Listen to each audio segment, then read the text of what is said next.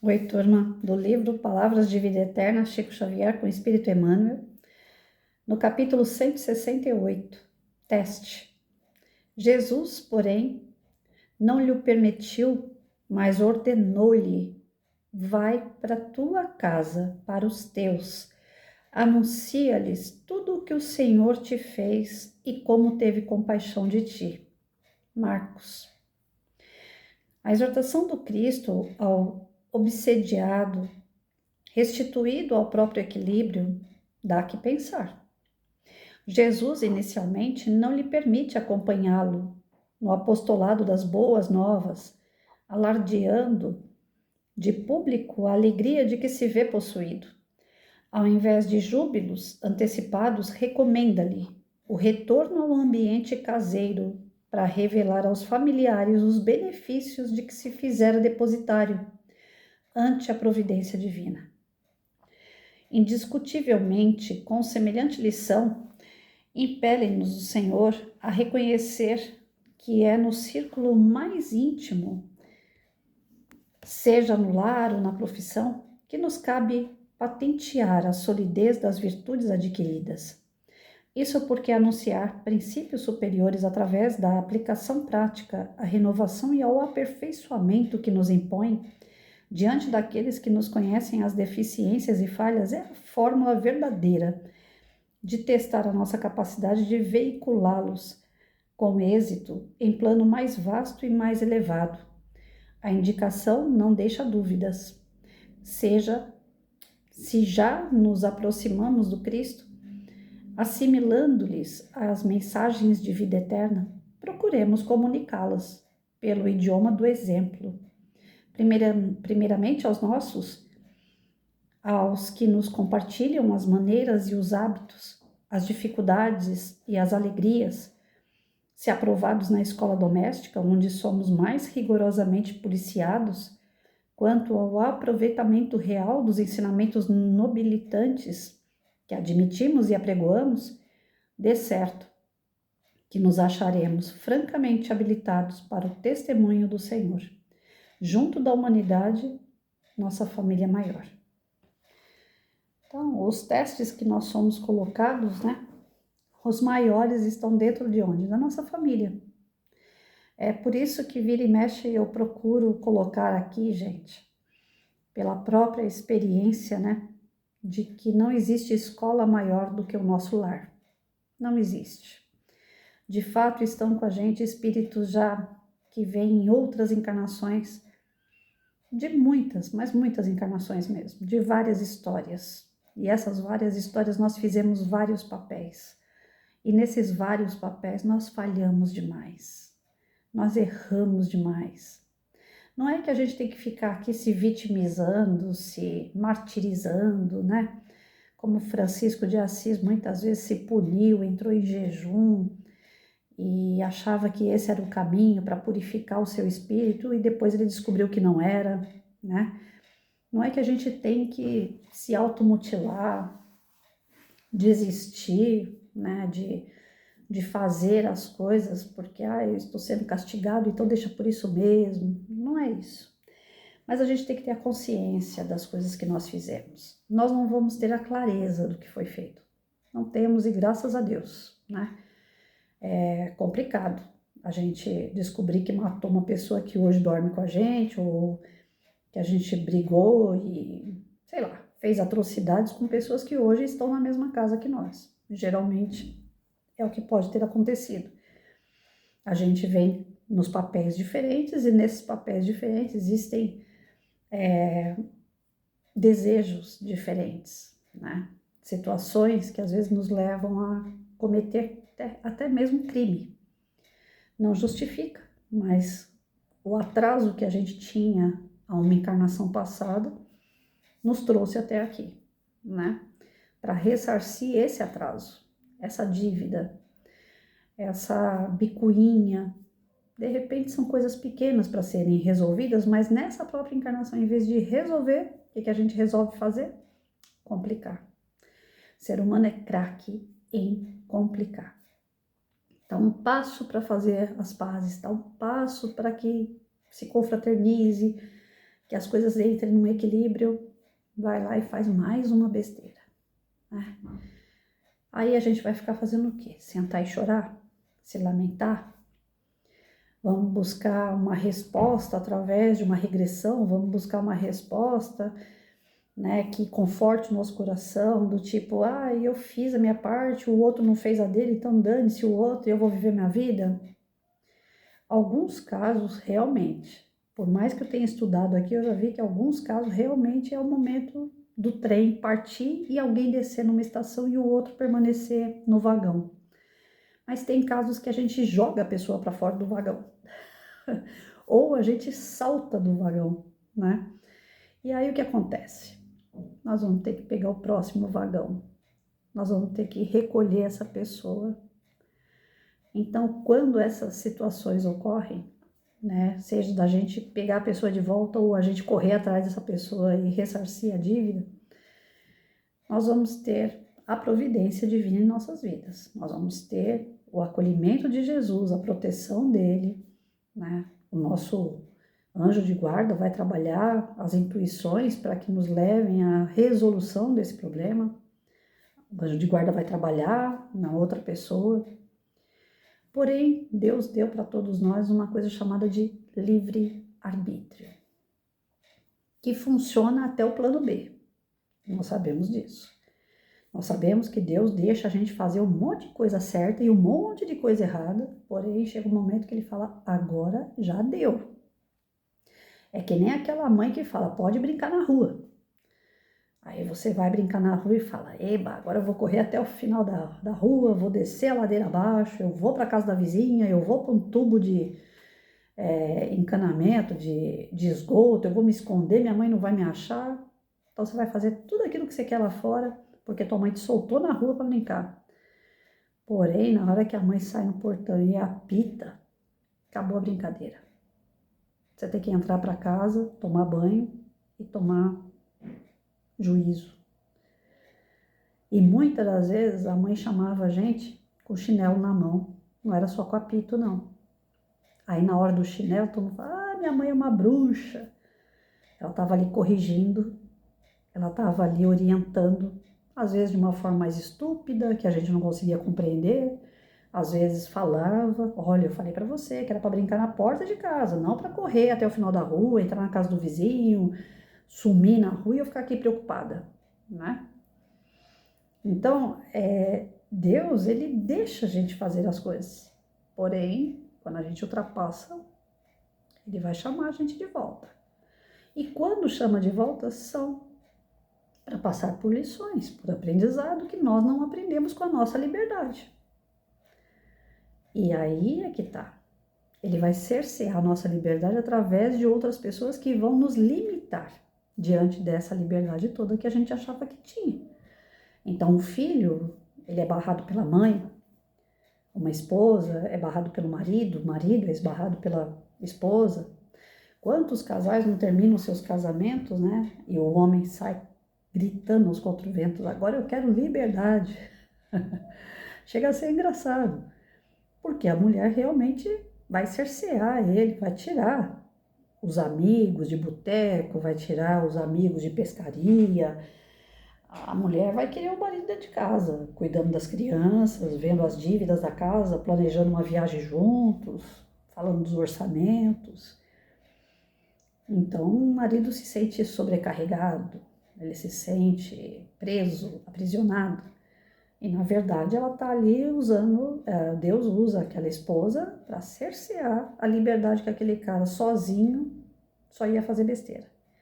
Então, é que a gente não consegue enxergar isso, mas as pessoas que estão em nossa volta, todas elas, de alguma forma, elas servem de farol. Umas ficam no amarelo, cuidado que você está fazendo. Outras ficam no verde, pode fazer, você está correto. Outras pessoas vão aparecer na nossa vida e falar, vermelho, para por aí, você não pode continuar. Então, todos têm função na nossa vida, todos. Desde aquele mais amoroso que a gente quer do lado o tempo todo, que a gente gosta, que a gente se sente bem, até aquele que a gente não se sente bem. Todos têm uma função em nossa volta. Mas geralmente a gente faz o quê? A gente tem compaixão, a gente tem amor, a gente tem caridade pelos de fora. E os que estão dentro, a família, que é essa turma que já vem de várias encarnações tentando ajustar, tentando se desenvolver, tentando um com o outro crescer moralmente, a família sempre vai ser aquela que a gente deixa para depois. Ah, já nasci, já cresci, já não aguento mais ficar tudo. Eu já fiquei a vida inteira lá dessa pessoa. Um filho geralmente pensa assim. Eu já passei minha vida inteira com a minha mãe, agora chega. Agora eu quero casar, agora eu quero ter a minha família. Não é que a gente não queira e não possa ter uma nova família, casar, ter filhos, mas a gente não pode esquecer de onde nós viemos. Nós, por mais desequilibrado que seja a família, por mais que ela não seja aquela família ideal da propaganda da Doriana, mas ela é a nossa família. Eu falei aqui ainda essa semana, se eu não me engano, essa ou semana passada, é que a velha aqui não lembra, mas eu falei do desenho do Stitch, né? Ele fala, Ohana, é família, família a gente nunca abandona. E as crianças todas deveriam assistir esse desenho para entender que família a gente nunca abandona, e não importa que tipo de família que seja.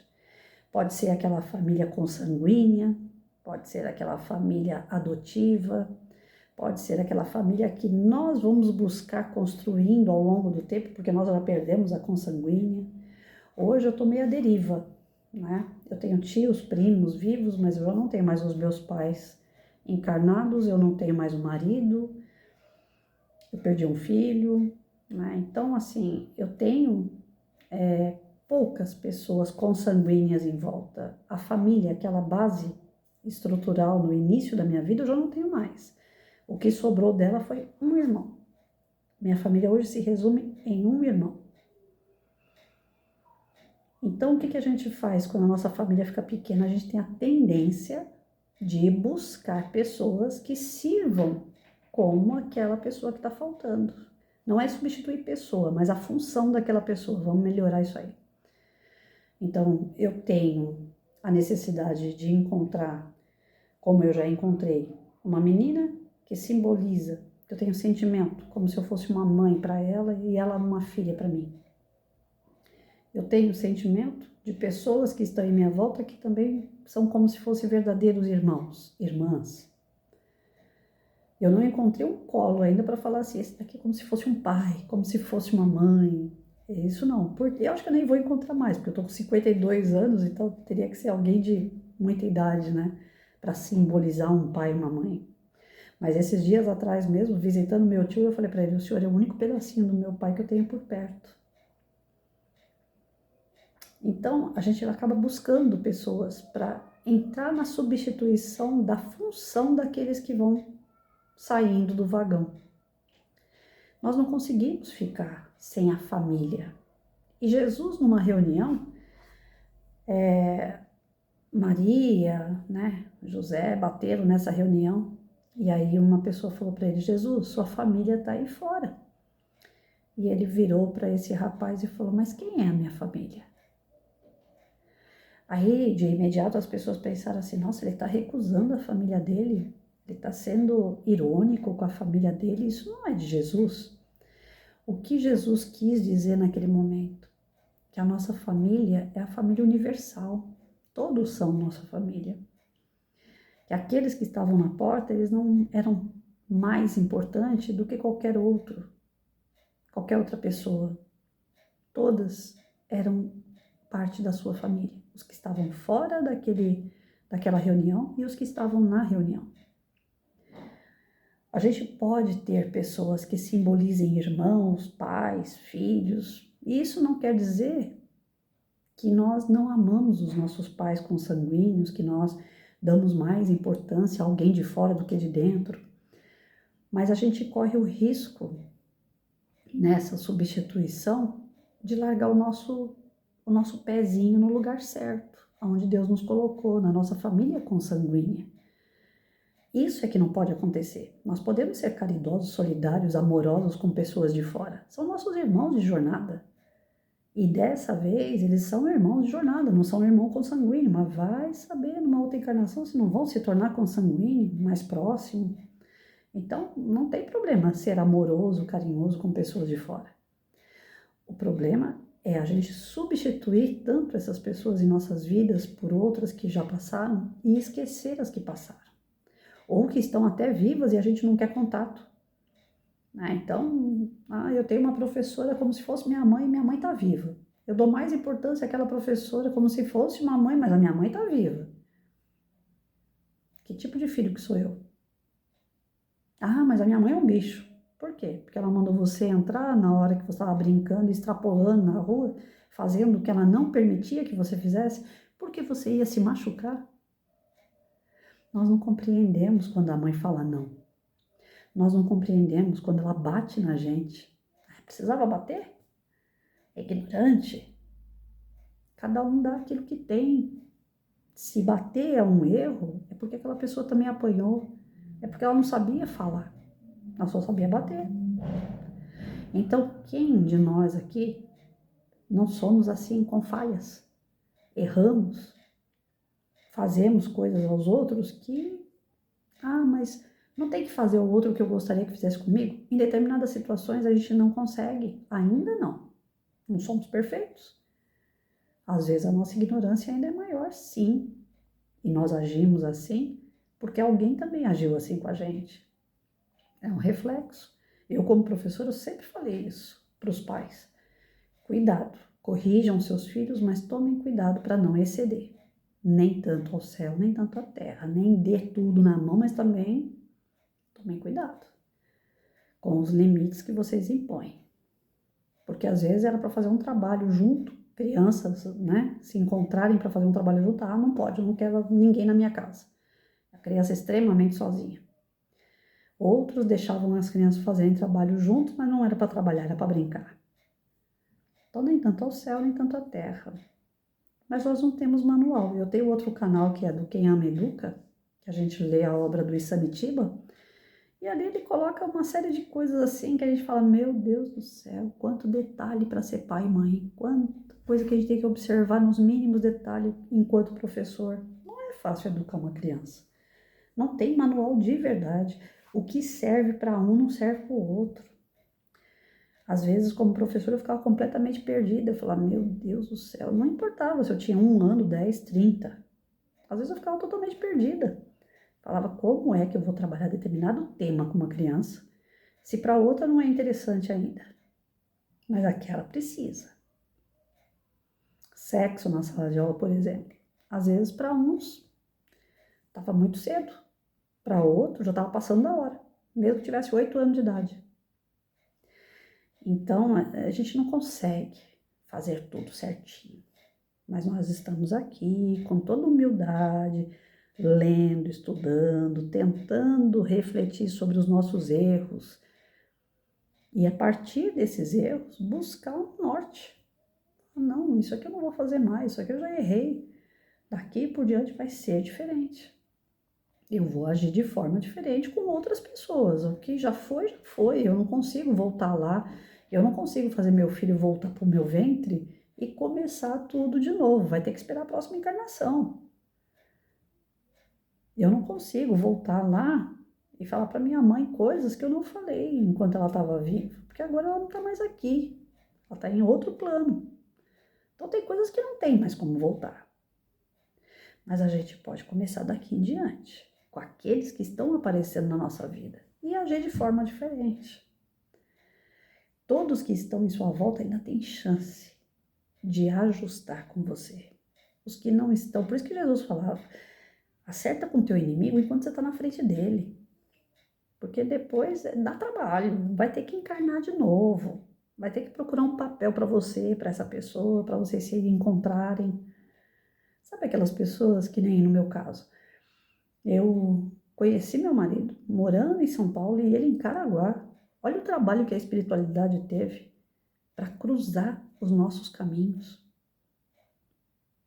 E ainda se não era para viver junto a vida toda, era só para resolver umas situações e depois cada qual ia para o teu canto. Só que nem a espiritualidade, nem eu, nem ele, eu acho que a gente esperava se gostar tanto. A gente se entrosar tão bem nessa vida, ao ponto da gente, hoje, ele no plano espiritual e eu aqui, e ele falar para mim sempre. No plano espiritual ele manda recado. Ele fala, um dia nós dois vamos estar juntos ainda. Tô aqui te esperando. E eu vivo nessa, não é uma obsessão, meu Deus, não é essa palavra, como que eu posso dizer? Nessa esperança de que a gente vai estar juntos. Mas talvez a gente esteja junto numa outra vida como irmãos. Nem pode ser como marido e mulher, mas que a gente esteja junto. E foi uma coisa assim que Romeu e Julieta, né? Ele lá em Caraguá e eu aqui em São Paulo. Uma carta para chegar em Caraguá, 3 dias depois de 3 dias, outra carta voltar. Eu recebia uma carta por semana. Por 6 anos, namorando escondido. Pensa o trabalho que foi, que a gente deu para a espiritualidade também. Então, para que a gente complicar tanto? Para que a gente fazer essas coisas doidas? Para que? Tá na tua frente? Resolva. Resolveu? Na outra encarnação provavelmente nem fique junto mais. Aí vem outras histórias, vem outros ensinamentos. Esses testes que nós passamos do lado das pessoas não são à toa. E a gente tem que ter essa consciência para mudar o que a gente ainda pode mudar. O que não pode mudar, resignação. Aguardar a oportunidade para mudar em outro momento. Talvez com outra pessoa, talvez nem seja com a mesma pessoa, mas vai acontecer. O ensinamento, o conhecimento, ele vai ter que chegar para o espírito poder amadurecer, para ele evoluir, né? Então, que a gente possa elevar o nosso pensamento até Deus, a Jesus sempre. Pedir perdão a eles em primeiro lugar, pelas nossas faltas em relação ao nosso próximo, e ao nosso próximo mesmo, que está dentro da nossa casa, da nossa família. Que eles, Jesus, Deus, Maria e tantas outras personalidades que já são evoluídas, nos perdoem pelos trabalhos que nós damos a eles. Mas que eles nos deem a oportunidade de ressarcir essas dívidas, seja da forma que foi, que a gente aguente. Porque nós fizemos por merecer, ninguém aqui é coitado não.